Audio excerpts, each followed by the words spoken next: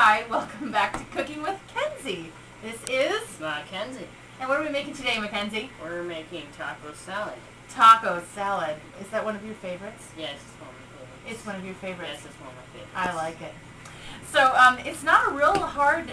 This is not a real hard meal to prepare. There's a lot of little things you have to prepare, and then you just throw it all together. But we're going to talk about a couple techniques for time saving as far as general kitchen knowledge for Mackenzie. Okay. So the first thing you need is ground beef. You're going to need an onion, garlic. You're going to need some tomato paste or sauce, or the sauce from tomatoes in a pan, whatever you want to get. Like if you want to get like whole tomatoes and then you just drain some of the liquid out of that, that works. You're going to need seasonings, salsa, cheese. What's this, Kenz? Guacamole. Guacamole, salad. I've got iceberg and I've got a spring mix. There's sour cream, fresh cilantro if you so desire. We use bean dip, and we also do tomatoes. So the first thing we're going to do is Kenzie's going to practice some of his cutting technique. So he's going to cut this tomato up, and what I want you to do, Kenz, is I'm just going to show you real quick. I want you to cut the tomato like this, and then just cut it.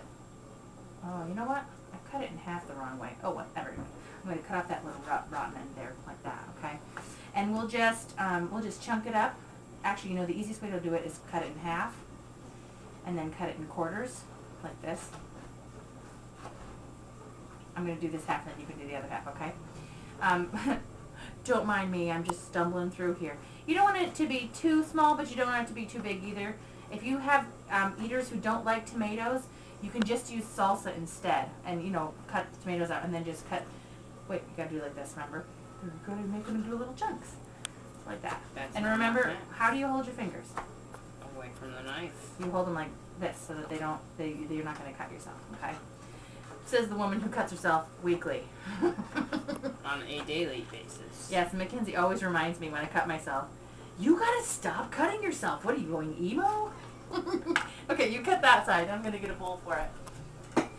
Okay, so we're just cutting up the tomato for Mackenzie's sake so we can practice his cutting technique. While he's doing that, I'll tell you about ground beef. What we do is we buy a big bulk package of ground beef, and if you have an extra freezer, that'll be really helpful for you in this part. But we buy it all, and then I just throw it into a pan and cook it all up. I cut up a couple, if it's a big package, you cut up a couple onions, 2 or 3 to taste, into dices, and you press some garlic in there to taste, some salt and pepper, and you fry it all up. Okay, once you're done frying it, you let it cool a little bit, and then you can separate it into either Ziploc freezer bags, or you can put it in little plastic containers into a serving size, like for what your family might eat, like if you're going to make a beef stroganoff or taco salad, or if you're going to make anything that has to have ground beef in it. You throw that in the freezer. You've got cooked ground beef. It's really, really easy. And then when you want to make a really quick meal, you take it out, you put it in the microwave and defrost it for a minute or two. You've got pre-cooked meat, and you add everything you need to it. So that's a really easy time saver way. So all I did was I took the meat out of the freezer, defrosted it, added some of that tomato juice to it. You can even use V8 if you don't have anything else.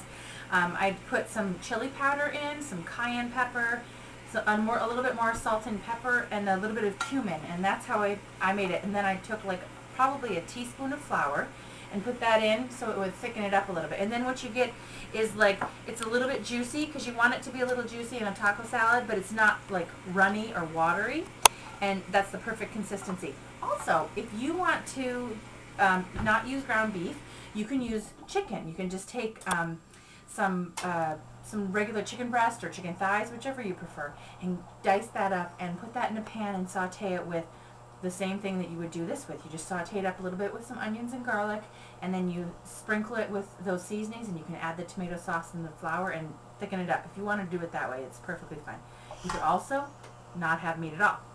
The other thing that we made, and what a great job you did. Let me go over and say, look at these beautiful dices. The other thing that we made, that this is one of our specialty recipes that we absolutely love, is guacamole. Now, it looks disgusting. I used to think I didn't like guacamole because I didn't like the color. I made it for people, but I didn't eat it. Now I love it.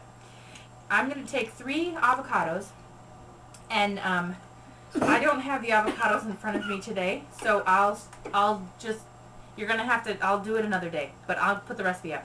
And what I did was I just diced them up, mashed them up a little bit. I added about 2 teaspoons of mayonnaise, 2 limes to 3 avocados. If you don't like it quite so limey, you can add less.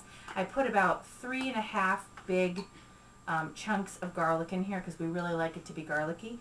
Some chili powder, some salt and pepper, and I stirred it all up, and then you let it sit so it kind of all melds together. Another variation is you can add cilantro. Like we've got some fresh cilantro. If you wanted to chop that up and put it in, that's lovely. If you want to make yours hot, you can chop up a little bit of jalapeno, either pickled or fresh, and put that in there, and also tomatoes can go in. We like it really simple, don't we? What? Yeah. You're not even paying attention to me. Okay, so Mackenzie, now what we're going to do is I want to put this, get that off there. We'll put this in our bowl so it looks really pretty. And we're going to assemble a taco salad for you. Now, we used to make it with Doritos, but because we've cut MSG out of our diet, we are not using Doritos anymore. We're just using regular Tostitos. If you wanted to go super healthy, Doritos are better. He likes Doritos. I do too. If you wanted to go super healthy, you could get multigrain Tostitos. Those are good too. Or multigrain, well, it doesn't have to be Tostitos. And I'm just going to chop up this cilantro. With cilantro, it doesn't really matter. Like with parsley, you want to pull all the stems out. But with cilantro, it's not super, super important. Do you want to do this? Here, I'll show you how. We want to gather the whole herb up together. With this, it's not big leaf, so it doesn't really matter. And get it into a little bunch like this. You see that? And then you're going to chop right across it like this. It's kind of a chiffonade. That's what it's called in the fanciness. But then once you've got done and you've got it kind of down to little pieces, then you just turn it and you chop through it. You want to chop through it a little bit? Show me your skills. Go ahead, Tyler Florence. He loves cutting and chopping. Oh, you're good at that. And smell that? Oh, I wish you could smell that. Fresh cilantro with fresh tomatoes all mixed in. Super yummy. It smells like grass. Well, actually, you know what? If you ever, on a side note, if you're ever making a Thai dish and you don't have lemongrass, cilantro is a great substitution. They have a very similar flavor. Okay, so we're going to put this in. We don't want to chop it too fine, but we want it to be small enough that it's not big chunks of it. And if somebody likes fresh cilantro in their salad, they can put it right in. The kids here don't really like the flavor of cilantro very fresh, so I don't put it in anything specifically. It's a nice way to do it separately. Okay, so now it's time to put together our taco salad. Mackenzie, I'm going to give you the aubergine bowl. And what kind of, do you want Fritos or Tostitos? Okay, open it up for me. Okay, show them how it's done, Kenz. Step 1. Put the Tostitos in the bowl. Step 2. Crunch the Tostitos up. Very nice. We learned this technique from Uncle Russ. Step 3. You put the... Yeah, you can put the meat in. Yeah, put the meat in first. Put the meat in. Second, third. Okay, make sure everybody has some too, don't forget. He's a meat eater, boys and girls.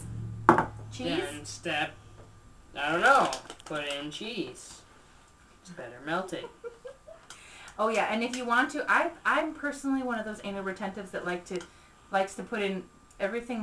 You don't want any sour cream, the cheese and the meat, and then put it in the microwave for like a minute so the cheese melts. But no, we don't need to do that. And we're back. Do you want some tomatoes? No. Do you want any salsa? Yes.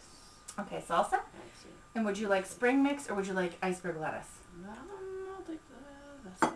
Okay. And don't forget the guacamole. I know you want some of that. Who can forget guacamole? I don't know anybody who could, really. We're big fans of green. Lyndsey doesn't like guacamole. Okay, is that enough guacamole? Yes. Okay. And then what you do is you just serve it to everybody, and you don't want any tomatoes on that? Okay. You serve it to everyone, and then mix it all up together. You mix it, and then it's like the salad has a dressing, and if you put sour cream and everything on it. And that's the simplest way to make taco salad. I hope that you enjoy it as a family. And if you wanted to check out the recipes for avocado or for the guacamole and for the taco salad and for what was the other thing? Salsa. No, yeah, I can give you the salsa recipe as well. Oh, and for the meat, we will put it on our blog spot of cookingwithkenzie.com. at blogspot.com. Yeah. shirt. Thank you for joining us this week. We will see you next week when we are going to be making BLTs.